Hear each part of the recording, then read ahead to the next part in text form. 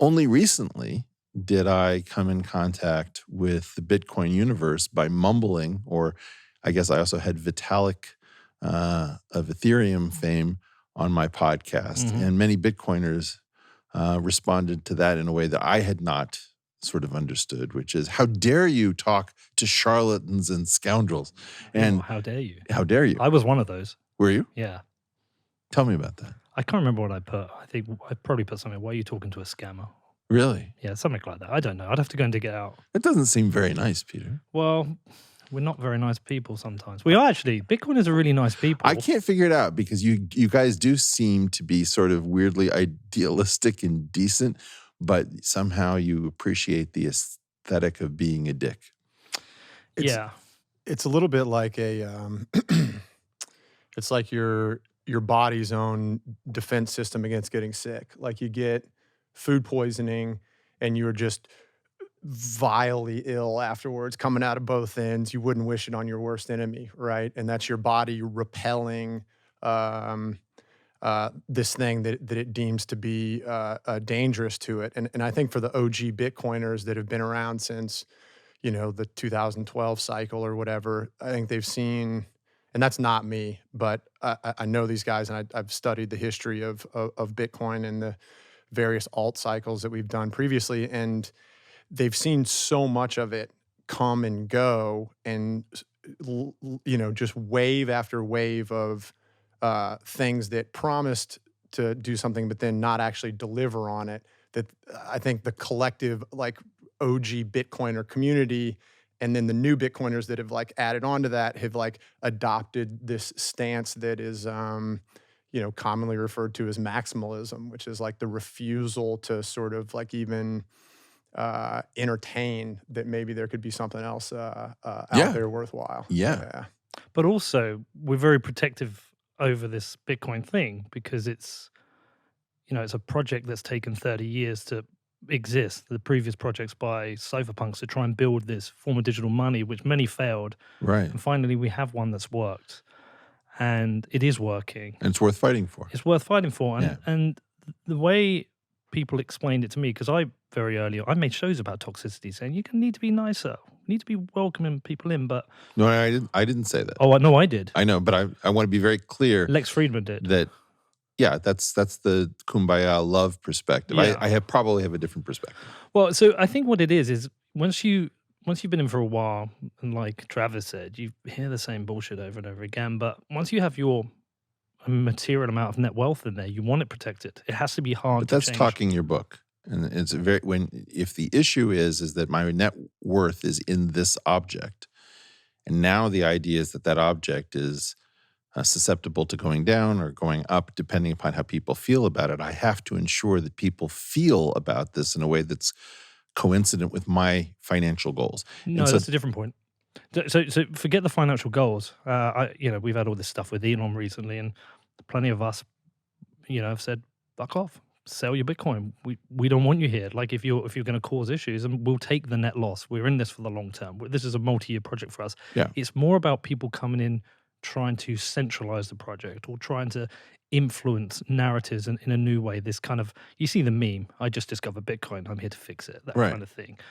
And also trying to defend against the basic principles of what we're trying to achieve here, which is just decentralized money and very simple properties, 21 million coins, Bitcoin has to do three things. It has to secure 21 million coins, has to issue new coins in the process, and it has to allow for censorship-resistant payments. And just protecting that is why people can get quite rabid. Right. And I think it's kind of interesting. I took a long time to get my head around it because I think what it comes down to is this idea of learning in public, right? And learning in public when you've got 500 followers is different from 500,000 followers. That's true, but I don't think that's where I have my differences with you all. In other words, I understand the idea that this is something worth protecting to you. Mm-hmm. I understand that this is something that is constantly under attack. It's under attack by people who don't even understand that they're attacking it. Let's assume that we go through all of this, okay? Maybe I have to pass some sort of a written, number 2 pencil bubble quiz. Assume that I get most of the answers right. At that point, what I understand of it is that this system has a bolt-on culture that is necessary potentially in order to get it to function. Like it may be that Bitcoin maximalism is a necessary part of Bitcoin for Bitcoin to work. So assume that that's true. In which case, it isn't just the protocol from the white paper or whatever. It's in fact a composite. It's like in Judaism, you have written Torah and you have oral Torah. So in a weird way, the culture of Bitcoin is one that is highly idealistic in its interior very often. It's not homogenous. So many different kinds of people live in this ecosystem. But then the crust of it is extremely unpleasant. And the idea that you have to have that kind of a dichotomy present between an idealism because you're trying to do something different and a sort of an armed wing. Let's think of it as the armed wing of the Bitcoiners, right? That's a known way of dividing things. Like Hamas, for example, does a lot of social services in Gaza with hospitals and schools and the like, and they also do firing of rockets.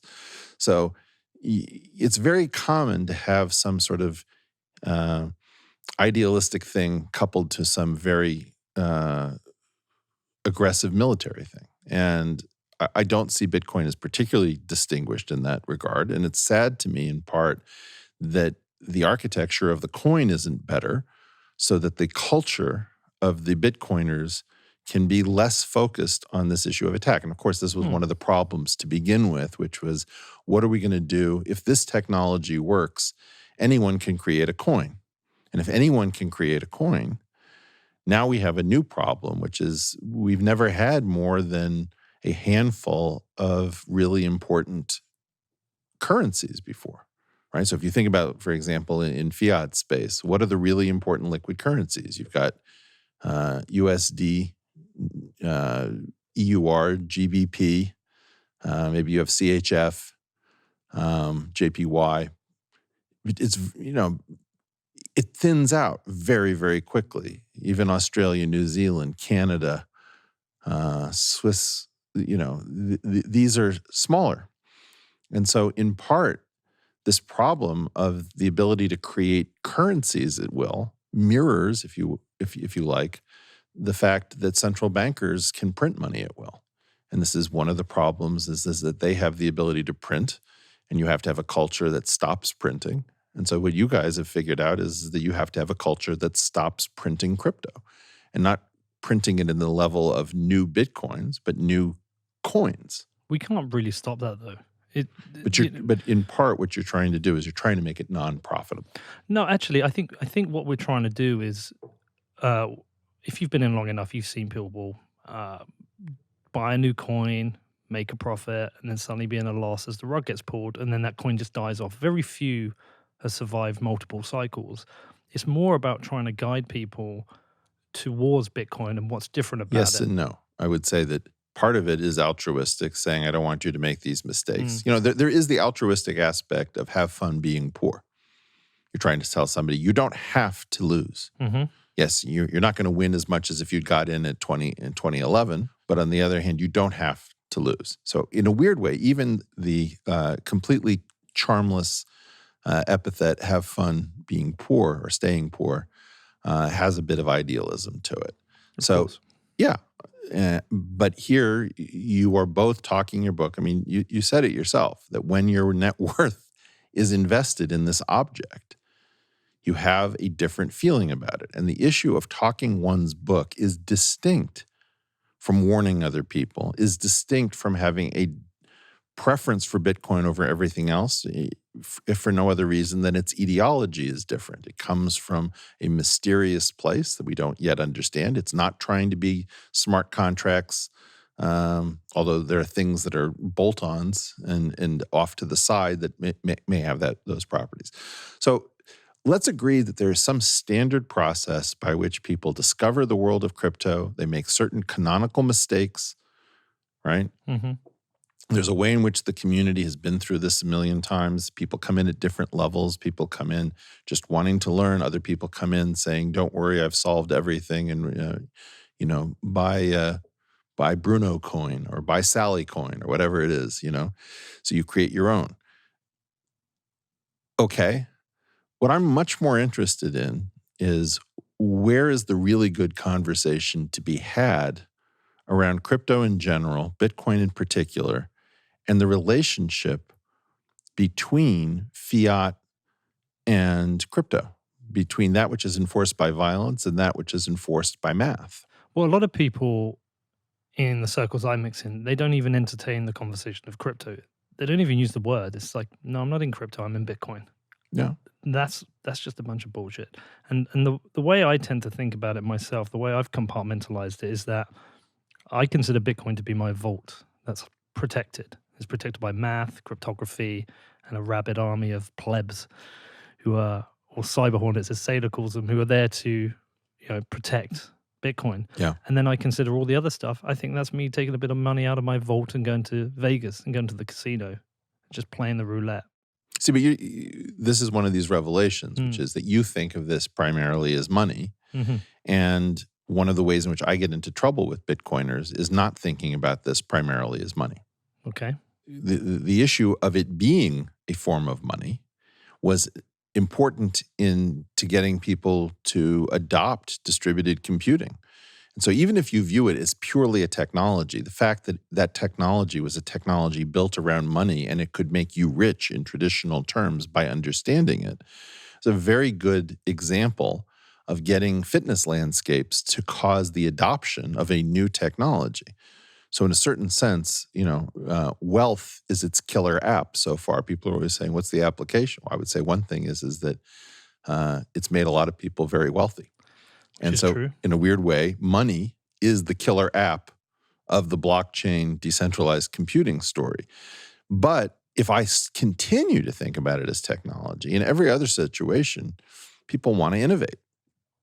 Mm-hmm. And the great danger in Bitcoin is, no, you can't innovate around this because it's money. Because it's money, it should be resistant to certain kinds of innovation. Then we get into a different discussion about, well, do you have to do something in the main thread, or can you do something off to the side? And we're not really against innovation. My concern is that there are a huge number of uninteresting conversations to be had around this. And I don't want to waste your time and your listeners' time in one of the rivulets. One of the things that I've learned is that everybody sounds like something.